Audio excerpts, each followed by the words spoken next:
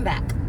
So now I just ran home and I grabbed all of the stuff that I need for the event this morning. It's the eWomen event, and I don't want to say I'm nervous because it's not that. I just want to make sure that I have all of my crap together, because the last time I went, I was late. I was like, I don't know why. For some reason, I thought that it started at 11, so I thought I had to be there at 10:30. No, I thought it started at 11:30, and I had to be there at 11, but I was wrong. I was supposed to be there at like 10:30 and set up, and then 11 to 11:30 or something like that is for everybody to just kind of like chill and talk, and then the actual programming starts. But I mean, my table looked good, but it wasn't, I don't know, it wasn't what it was supposed to be, because I showed up late and I didn't have time to network and talk to people. So this time I decided that I'm gonna show up on time. I have a problem with time. My problem with time, though, I don't really know how to explain it. It's like I learned about this thing that people suffer with when they have ADHD, which I very, very much have. You've seen the videos where the people are doing one thing and then they're like, oh, but yep, okay, yep, and then that's me all the time. So since I have like ADD, I deal with what's called time blindness, where you know how much time you have, you know what time it is, but it doesn't connect. And I don't know how to explain it, but it's like it doesn't connect in your head. And like, you can say you have 15 minutes, and I'm like, okay, but 15 minutes to me is like, it can either be the longest 15 minutes in the world, or it can be the shortest 15 minutes in the world. But no matter what, I'm gonna be late. And at first I was like, maybe this is a mental problem. Maybe this is me trying to self-sabotage and I don't know, ruin stuff for myself. Like I was going through that feeling to make sure that it wasn't that. I also started to think that maybe I was special, as in, like special needs. Like maybe there's something wrong with me. Maybe I'm not as smart as I thought I was. And because of that, I don't know, can't tell time or something. I don't know. I was just trying to figure out what was wrong with me, because it doesn't make any sense why I'm always late all the time. So I came to the conclusion that it is time blindness, because that's the only way that I can describe it. I don't want to say time doesn't affect me, but time kind of doesn't affect me. And it's really irritating because I get very frustrated with myself and I don't know how to fix it. So I am trying to be more cognizant. My partner, her name is Kim.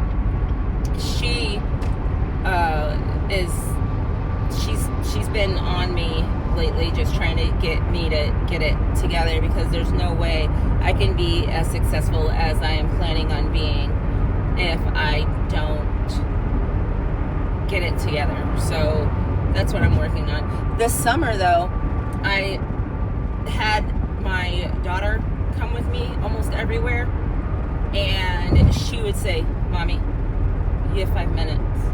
Mommy, it's time to go." And it was the best thing ever. So there was this one time, let me put on my sunglasses.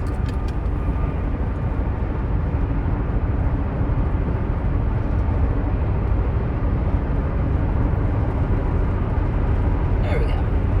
There was this one time where my daughter and we were at a event, and in the event there was a auction, like a silent auction, and I really wanted this espresso maker, and I honestly couldn't even afford it. I just really wanted it because I never had one before, and I drank a lot of coffee, and honestly I thought it was better. I thought it was a great alternative to Starbucks because I was drinking it so often. So I put my name on the silent auction form, and there was this woman, she wanted it too. So as soon as I put my name on there, she put her name on there. So I told my daughter, I said, right before the auction ends, remind me so that I can bid and win this. And she's like, okay. So she goes and does whatever she's doing. I'm sitting there, I have a glass of wine, I'm talking to these other women, and my daughter walks up to me and says, "Mommy, you have less than a minute left before the auction is over." I go, "Oh, thanks, baby." I get up, run over, fill my name out, and I end up winning the espresso machine, which I use every day. So the purchase was valid. It was very, very valid. I save a lot of money because I no longer go to Starbucks. Well, I do sometimes, like if I can't make it, if I don't have time to make it. But the smartest thing that I've ever done was teach my kids how to make my coffee with the espresso maker. And now when I am still asleep in the morning, because they wake up earlier than I do, they'll make my coffee for me, which is absolutely beautiful. Chris also makes my coffee for me. In fact, it's very rare that I make my coffee. But you know what? I think that's why I make it a priority to do the things that I do for my family on a regular basis.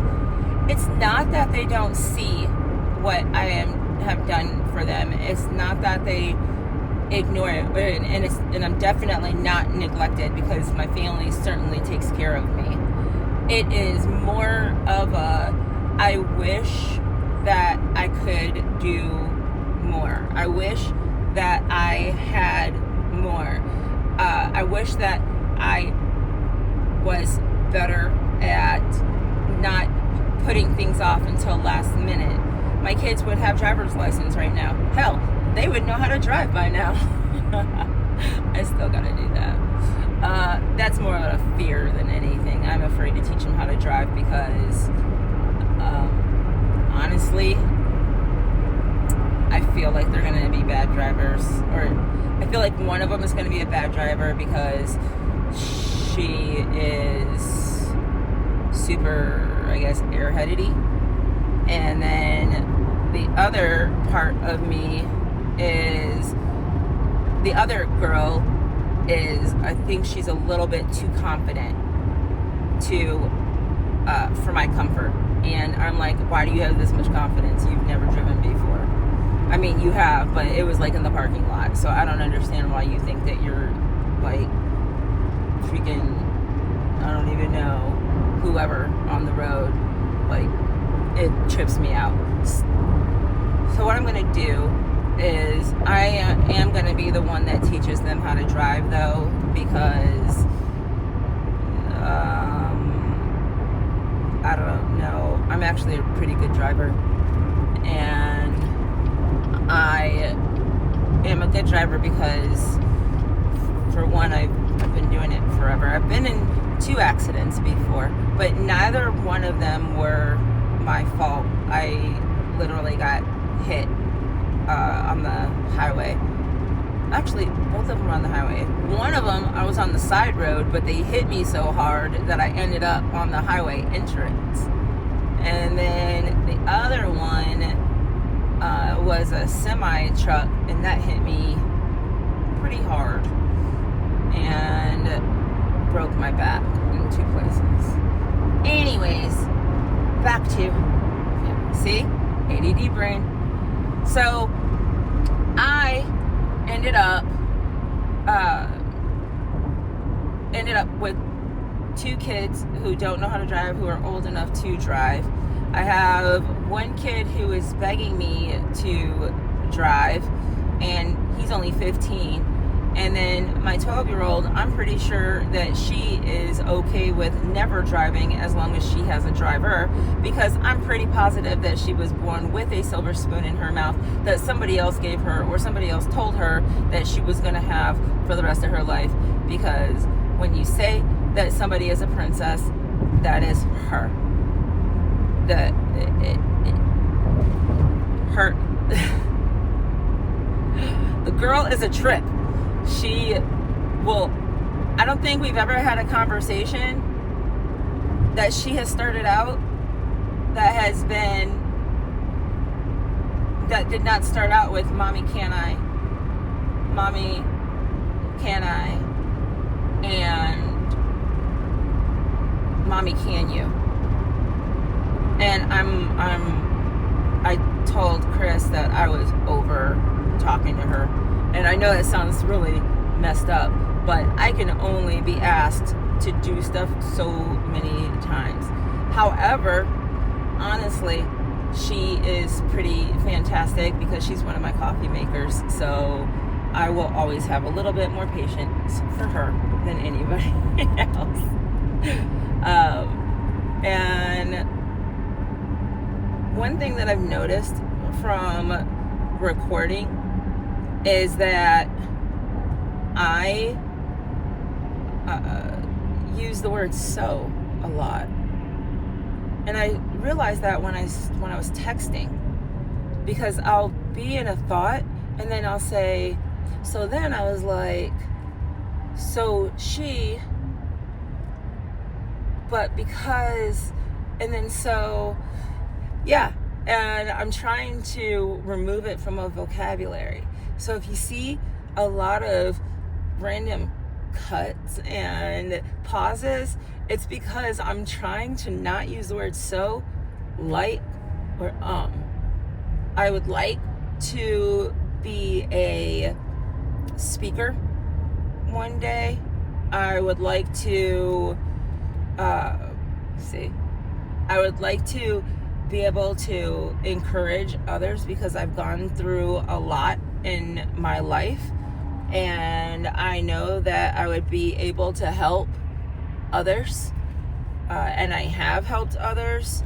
I just want to be able to do it on a larger scale. And I guess that's why I am trying to push my business so high. My goal, like I've said, is to be the #1 cake company in the world, which means outbeating Nothing Bundt Cakes. But I'm gonna do it. I'm determined. I feel like there's no reason for me not to be able to do it, considering my product tastes better than theirs. My product is more versatile than theirs, and specifically, it is far more customizable than theirs. What they did was they perfected a good cake and how to get it out to the masses. And they do that in the little minis, the Bundtinis, and they do it in the big ones. And I will never say that their cake is not good. It was the first cake place that I ever had where I said, wow, this cake doesn't suck. But that was good for them. That was great. They did an amazing thing. I've actually studied the people who started the company. I studied what path they took when they sold their company, who stayed on as the I think it's like the CEO or something like that. Like I I went through it all because I want to figure out how to get my product mainstreamed. I want it to be the main product, but I want to do the quick pickup. You can come and get these cakes whenever you want, the little minis or the cupcakes, because I'm the cupcakeologist. That's what I specialize in cupcakes. But what I want to do is make it so that you can get any kind of customization you want. And by any kind of customization you want, I mean that as in we are able to make any design, any creation, any thought that you may have. We can do it, and we do it extremely well, and it has my cake in it. So I want to be bigger and better than them. But the reason why is so that I have money and power. Why do I want money and power? Because I am determined to change this world. I am determined to remind people that not everybody is shit. That God put me here on this earth to show a little more patience, to show what unconditional love looks like. And I am by no means perfect in any way, shape, or form. But one thing that I am, and every single person who has ever met me can tell you, is I am extremely, extremely patient when it comes to people. I am extremely loving when it comes to everyone. And I genuinely do want the best for every person that comes through my life. And I want to be able to help more people. I want to be able to be heard by more people. And the only way to do that is to be successful. Nobody wants to listen to what good advice somebody at home has if they're just sitting at home and has never done anything with their life. So I don't want to be that person. I want to be the person who you can talk to, you can get good advice from, and somebody that you can trust. And you know that I stand behind every word that I say. You know that I stand behind every act that I say you should do, because I've done it, because I went through it. And that's what this process is. This process is to show me in a light that is different than what people are used to seeing me in. I want to open up my life to make it so that people can see I'm not full of shit. And that's what I'm going to do. So that's all. I am hopefully, I have so many random things happen in my life that I'm pretty positive I should have been dead by now. And I know a lot of people say that, but I actually did die before, but I almost died like 3 times, but I truly 100% believe that God has kept me on this earth because I'm supposed to do good. And that's all I wanted to do. Yeah. Well, I am on, like I said, I'm on my way to this women's event thing, and I have all of these thoughts running through my head and all these ideas, and I don't even know where to start. I don't even know what to even talk about. Let me see. Okay. This is what I'm gonna do. I'm gonna tell you a story. Now, this story is, let me see, which one do I want to tell you? I will tell,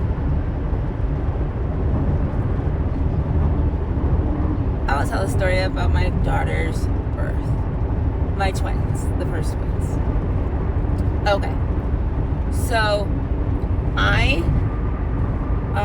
in 2007, I was in culinary school at the Art Institute of Dallas. I lived in an apartment. I lived in an apartment in Dallas, kind of Dallas, and at the first semester, I was a really bad student. Like, really bad. When I say really bad, it was like B's and C's. It didn't even make any sense. My lowest grade was actually in baking. I told my baking chef that I was never, ever, ever going to bake, and that I was here to cook, and that's what I was gonna do. And I did not need this class, so I actually would fall asleep in class. And you know how hard it is to fall asleep in a class where you're actively baking? It was ridiculous. I just didn't want to do it. But while I was in school, I ended up getting pregnant in my last semester, which was cool, whatever. I was able to finish out, and my pregnancy, this was the craziest thing. I call him a donor because we had relations twice. Literally twice. Like 2 days in a row. And that resulted in my twins. Now, here's what I was always wondering. They're fraternal twins, which means that I dropped 2 eggs and they were fertilized. Both of them were fertilized. Now, he is a twin. He is a twin. His sibling is a twin. And I'm not talking about his twin. I'm talking about his other siblings. Like, there's 2 sets of twins in his family. And then he had a set of twins way after he was with me. So I'm wondering is, since they were fraternal twins, that means that I dropped 2 eggs. When you drop 2 eggs, both of them have to be fertilized in order for you to have twins. That's why they're not identical. It's not one egg that splits. We ended up, when the lady told me that I was having twins, I told her she was a liar. And she was like, no, I'm serious. She's like, here's baby A. And then here's baby B. And I'm like, are you effing kidding me right now? My aunt was in the other room. I was like, can you go get my aunt for me? My parents lived in Louisiana. I kind of shut down once I found out that I was pregnant. I didn't want to talk to anybody. I wasn't like in a bad mood or anything. I don't know. I just didn't know what to say. I mean, what do you say? But I was always wondering if, since I had the 2 eggs drop, one, if we only had relations one time, that first night, would I have only had Tyler because she's baby A? And when we had relations the second time, is that when the second egg got fertilized? Or did they both get fertilized in the first time? Or did they both get fertilized in the second time? I wish that I knew stuff like that. I wish that there was a way to find out, because I'm extremely curious. Because that would be really cool if I ended up having twins because I got busy 2 times. That is crazy. So I really do wonder that. And anyways, so the day that I found out that I was having twins, I told my mom. Well, first my mom, when I told her that I was pregnant, she said, well, honey, you should come home and we're here to help you. And I said, nope, I'm good. I'm gonna go get a job. I'll be all right. So I went and got a job. I got hired at Walgreens as a pharmacy tech. I figured it wasn't a good idea to get a job in the kitchen because of my situation. And I had already worked in the kitchen. I was working at American Girl in Dallas in the kitchen. They had a restaurant. Man, people would come in there and bring their dolls. Like, they would bring their dolls and set them at the table and then order food for them. Now, this isn't a place where you can order like 1 or 2 items. It was every single thing that you ordered was a meal. So if you wanted something, you got a meal, and it was $14.95 per plate, period. It didn't matter if the baby was real or not. It was $14.95. And these crazy people would come in and purchase this meal for a doll. And I'm like, this is crazy to me. So they had a high chair thing that the doll would sit on at the table. And in the bathroom, it was really cute in the bathroom though, because there was a doll thing for the doll to sit while you were using the bathroom, so you could take the doll in there with you, which is kind of nasty if you think about it, because when you you wouldn't have washed your hands yet, and you would have just used the bathroom, then you would grab your doll, and then you would go wash your hands, but it doesn't matter because what you already touched is now on the doll, and that's pretty gross. Anyways, so I worked at American Girl, and I quit there, decided to go be a pharmacy tech at Walgreens, and I got hired 2 days after I got hired. But before I started work, I went and had my sonogram, and that's when I found out that I was having twins. That was on a Wednesday. On Wednesday, on the way home from the sonogram appointment, I called my mom and I said I will be there on Friday. So I packed up all of my stuff and I moved, and I drove to Louisiana and moved in with my mom and dad. I went to the Walgreens next to their house and I said, hey, I just got hired at this Walgreens in Texas, but I just moved here. Can I just transfer to this one? And then the guy was like, sure. And he was really nice about it. And then, he hired me. So while I was there getting started, I was taking my test to get certified as a tech.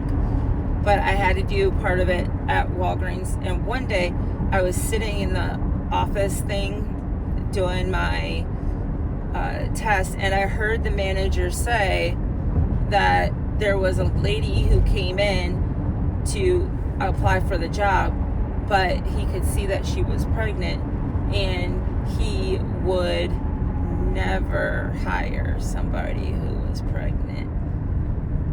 So I never told them that I was pregnant. I didn't tell them I was pregnant until 7 months. But I didn't show. I didn't even show until and then I wore scrubs all the time, but I didn't even show until I was maybe 7.5 months pregnant, was the first time I actually got a baby bump. But then after that, I got huge. and it was Louisiana in the middle of and I was due in July, and I was, oh my gosh, when I tell you I was ginormous. I went from like 190 pounds to like 285 pounds. It was insane how big I got.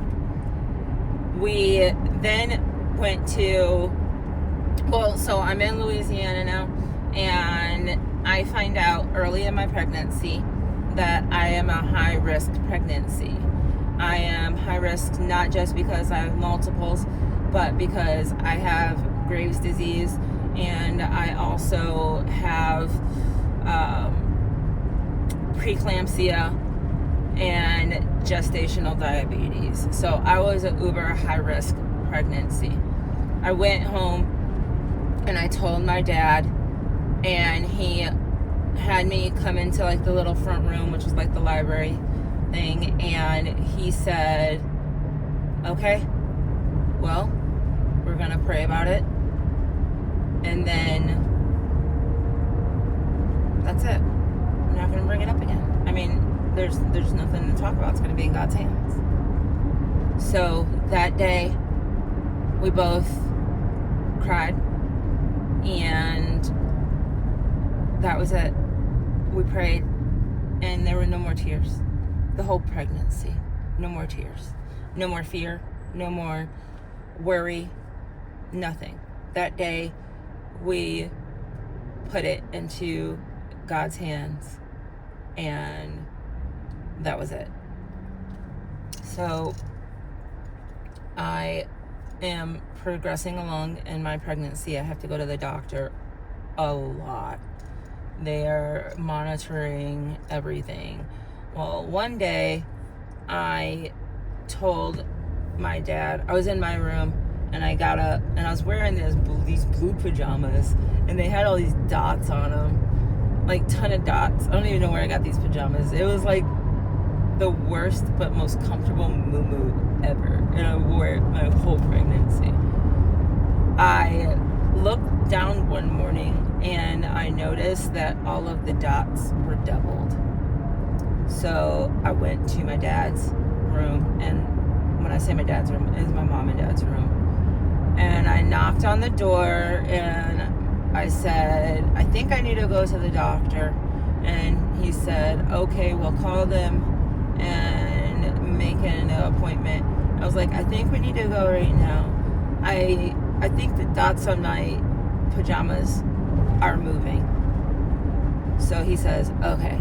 Oh yeah, so my dad took me almost all my appointments. And we get to the doctors, and they check my blood pressure, and it's like 175 over like 90 or something like that. It was crazy. So the doctor says, you need to go across the street to the hospital. And I say, can I go to McDonald's first because I'm starving? And he said, no, you really need to go to the doctor right now. I said, okay. And I was trying to talk my dad into taking me to McDonald's because I really wanted McDonald's. Now let me tell you about my McDonald's order, because I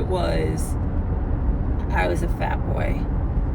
It was a McDonald's Big Mac meal with quarter pounder meat. Did you know you could do that? Yeah, you can do that.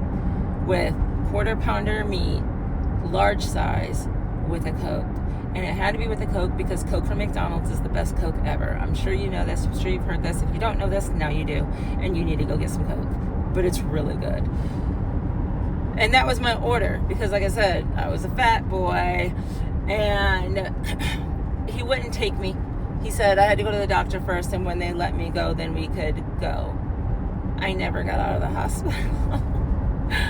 I went to the hospital. I just walked in, and I sat down. I was 34 weeks, and 35 days. 34, 35. Is that right? No. I gave birth at that. So I was 4. So 29 weeks and 4 days pregnant. And I went in, my blood pressure was super high. So they said, well, we're going to go ahead and admit you. I said, okay, can I have some food? And they're like, no, we really need to see what's going on first and why your blood pressure is so high. I was like, okay. So the lady said, can you walk upstairs? And I said, yes. And I walked upstairs and we get to the room and the nurse comes in and she's looking at all of my numbers and she hooks me up to this machine. And then another nurse, like the nurse who walked me upstairs, she walks in and the nurse looks at her and says, did she walk up here? She said, yes. And then she said, why?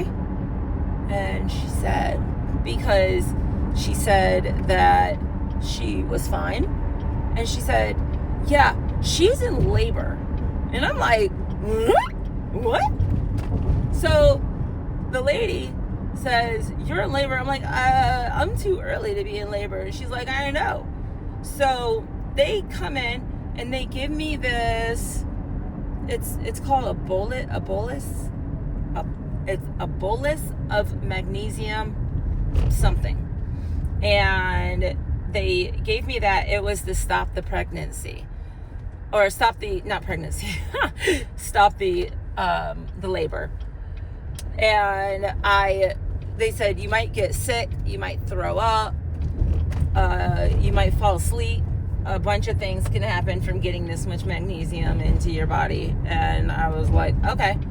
So they give it to me, and they also give me a shot to increase the growth of the baby's lungs, because it was way too early for them to be born and their lungs have not developed yet. And so now we're looking at a really just not good pregnancy, or like not good time in my pregnancy. I take the stuff, and then my mom comes to the hospital. My dad never left. He was there the whole time. And the hospital, I'm there and I'm laying down, and they come back in and they say, your labor hasn't stopped. We have to do the bolus again. And I go, okay. So they put the stuff in my IV, and at this moment, I kid you not, every side effect that they said that I might have, I ended up having. I got extremely nauseous. I started throwing up, and then I just passed out. And I woke up, I don't even know, it was just a couple of minutes later. Sorry, 1 second.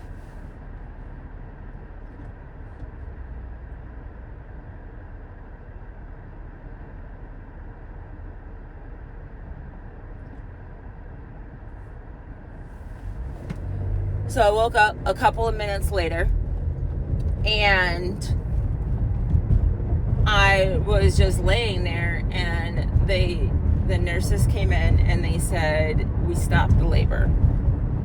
So hopefully the shot will increase the girl's lungs before they come out. Hopefully it's in your system long enough. We get through that night. In the morning time. Oh yeah, by the way, because I went into labor, I never got my food. I never got my McDonald's. I never got to eat at the place, because when they think that you're going to go into pregnancy or into labor, you're not allowed to eat because they need your bowels clean or something like that. So I never got to eat. And I was really upset because I was starving at this point. And I was like, the only thing I wanted to do was go to McDonald's before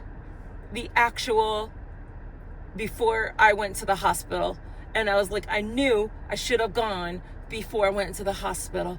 If DoorDash was available at that time, I would have done it because I wanted it so bad, and I didn't.